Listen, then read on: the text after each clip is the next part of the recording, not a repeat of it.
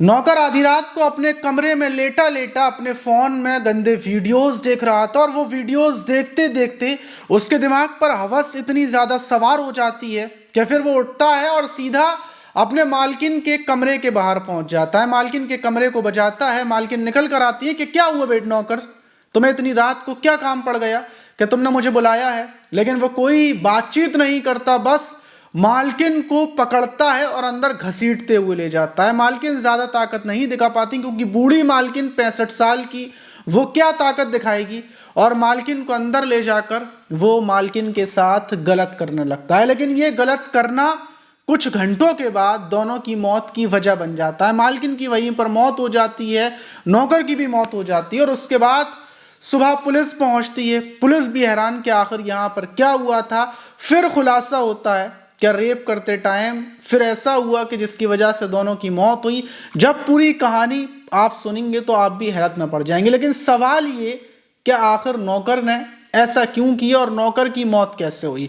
तो चलते हैं और जो आज की घटना है उसको शुरुआत से जानते हैं आखिर। तो दोस्तों, मेरा नाम माज है। उम्मीद है कि आप सब अच्छे होंगे, सुरक्षित होंगे। और जो आज की घटना है वो बेंगलुरु की है और वहां का बीटीएम लेआउट का केएस कॉलोनी है। और उसी कॉलोनी के रहने वाले जय, जो दुबई में जा रहते थे, दुबई में ही नौकरी करते थे। और घर पर उनकी पत्नी जो सविता शंकर, जिनकी उम्र लगभग 65 साल है, और उनकी एक बेटी जिसकी उम्र 27 साल है, रीता, वो घर पर रहते हैं। और उनकी देखभाल करने के लिए एक नौकर रहता है जिसका नाम देवराजू है, जिसकी उम्र 50 साल है, जो हौसर का रहने वाला है, लेकिन यहाँ पर परमानेंटली इन माँ बेटी के साथ रहता है। और जय दुबई में रहते हैं।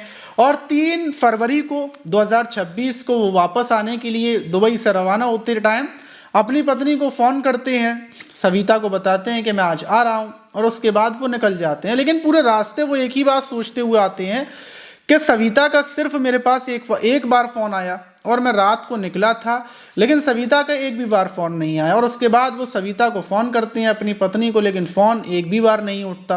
तो वो सोचते हैं शायद रात का टाइम है और शायद हो सकता है सविता सो गई हो, और पहुंचने के बाद डायरेक्टली मैं सरप्राइज़ दूंगा। और वो सुबह लगभग 4 बजे के टाइम पर, 3 फरवरी की सुबह 4 बजे जब वो अपने घर पर पहुंचते हैं तो घर की जो बैल थी उसको बजाते हैं। और बैल बजाने के बाद फर्स्ट फ्लोर पर जो उनकी बेटी का रूम है, बेटी बाहर आती है, गेट को खोलती है, पिता से गले लगती है। और जब उसके पिता पूछते हैं कि तुम्हारी माँ कहाँ है, तो बताती है माँ तो अपने रूम में होंगी, क्योंकि माँ का जो रूम है वो तीसरे फ्लोर पर है। 3 मंजिला मकान है ये। बीच वाला फ्लोर पूरे तरीके से खाली रहता है, बस एक कमरा है जिसमें नौकर रहता है जो देवराजू है। अब ये सीधे तीसरे वाले फ्लोर पर पहुंचते हैं और जो अपनी पत्नी का रूम था उसको जैसे ही खोलकर अंदर घुसते हैं तो देखते हैं कि पत्नी बेड पर बिना कपड़ों के पड़ी हुई है और पत्नी के गले पर भी कोई धारदार चीज से हमला किया गया है।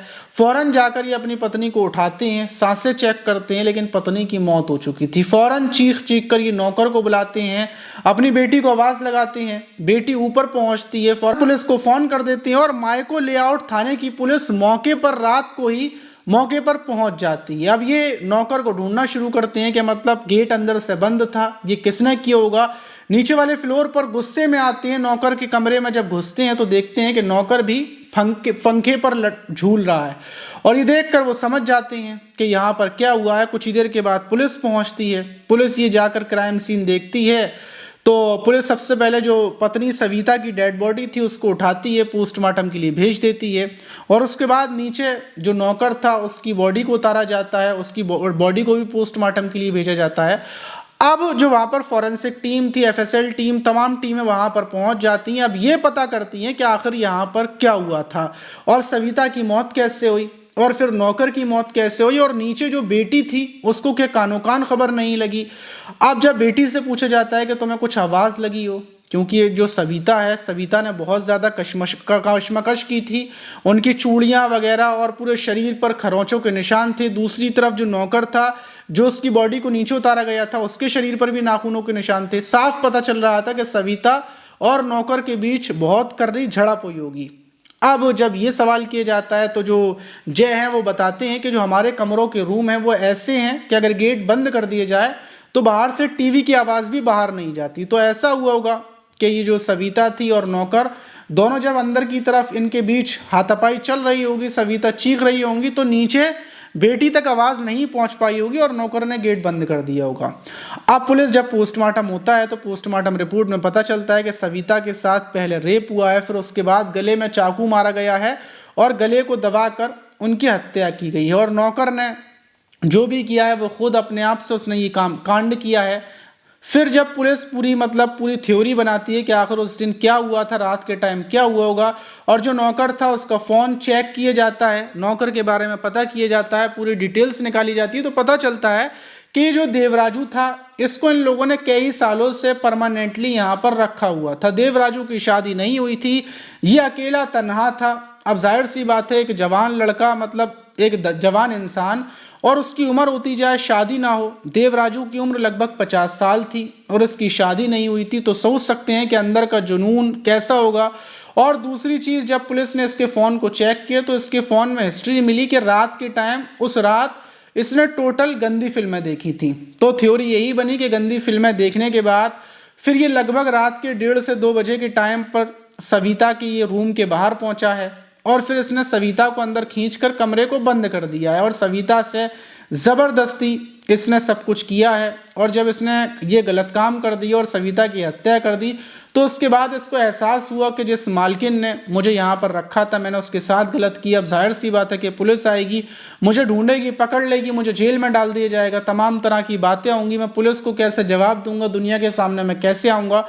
तो इसको खुद में शर्मिंदगी लगने लगती है, क्योंकि जब दिमाग पर इंसान की गंदी मूवियां देख देख कर हवस सवार हो जाती है तब तो उसको सब कुछ ठीक लगता है, लेकिन जब ये हवस उतरती है तब उसको एहसास होता है कि उसने क्या किया। और बिल्कुल वैसा ही देवराजू के साथ हुआ। जब इसकी हवस उतरी, सामने बॉडी पड़ी हुई थी, फिर इसको एहसास हुआ कि अब सब कुछ चला गया, यहीं पर इसका रोजगार था, यहीं पर इसकी जिंदगी थी, लेकिन इसने हवस में विश्वासघात कर दिया, इतना बड़ा कांड कर दिया। और फिर इस टेंशन में जाकर ये अपने रूम में पहुंचता है और अपने आप को साथ ऐसा कर देता है। वहीं पुलिस ये थ्योरी बताती है और जो जय हैं वो भी यही समझते हैं कि हाँ बिल्कुल ऐसा ही हुआ है। लेकिन इसमें ये क्राइम हुआ, जो इतना बड़ा क्राइम हुआ, इसमें परिवार की क्या गलती थी? आप बताइए इसमें क्या गलती थी? लेकिन मैं बताता हूँ इसमें एक गलती थी। गलती ये थी कि जिस परिवार ने नौकर को रखा था, सबसे पहली चीज वो उस नौकर को रखते जो शादीशुदा था। इन्होंने अकेला नौकर रखा था और अकेला नौकर जब होगा या जवान नौकर होगा तो जाहिर सी बात है उसकी नज़र गंदी परिवार के ऊपर जाएगी। एक नेचुरल बात है। बहुत कम लोग बचे हैं आज के टाइम में जिनकी गंदी नज़रें नहीं होती, लेकिन अगर कोई नौकर है, कोई बाहर का इंसान है, तो उसके दिमाग में कब हवस आ जाए, कब लालच आ जाए पैसे को देखकर, वो कोई नहीं बता सकता।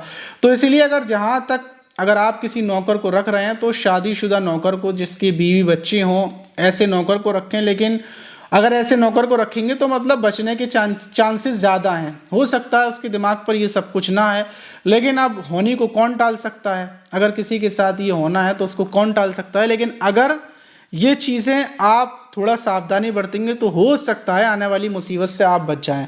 अब आप इस घटना पर क्या बोलना चाहेंगे? क्या इसमें क्या हुआ होगा, या फिर क्या चीज़ ऐसी है जिसकी वजह से कोई इंसान बच सकता है, या फिर नौकर रखना नहीं चाहिए? आपकी क्या राय है? कमेंट बॉक्स में ज़रूर बताइएगा। मिलते हैं किसी और वीडियो में, जब तक के लिए अपना ख्याल रखें, सुरक्षित रहें, सावधान रहें।